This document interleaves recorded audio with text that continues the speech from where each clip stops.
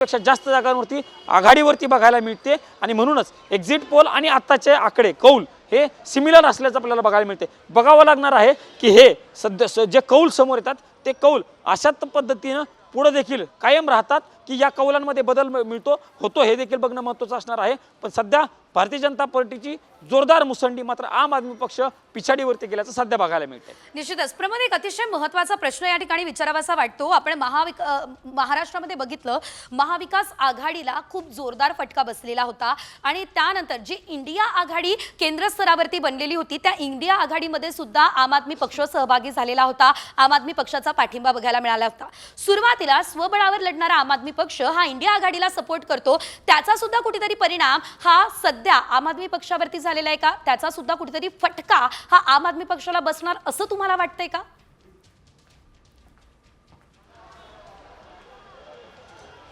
India आघाडीमध्ये जी बिघाडी झालेली होती त्याची सुरुवात दिल्लीच्या विधानसभा निवडणुकीमधून झालेली नाहीये। त्याची सुरुवात झालेली होती की ती हरियाणा विधानसभा निवडणुकीमध्ये, हरियाणामध्ये विधानसभेची निवडणूक झालेली होती त्यावेळी आम आदमी पक्ष आणि काँग्रेस एकत्र लढेल अशा पद्धतीच्या चर्चा होत्या। आम आदमी पक्ष 6 जागा मागत होता, काँग्रेस मात्र 4 जागा तेव्हा देऊ करत होतं।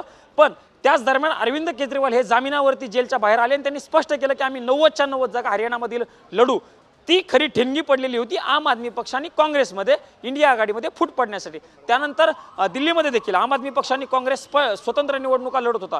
इंडिया आघाडीमधील जे घटक पक्ष होते त्यांची इच्छा होती की भारतीय जनता पार्टीला जर दिल्लीमध्ये थांबवायचं असेल तर आप आणि काँग्रेसनं सोबत निवडणूक लढवली पाहिजे।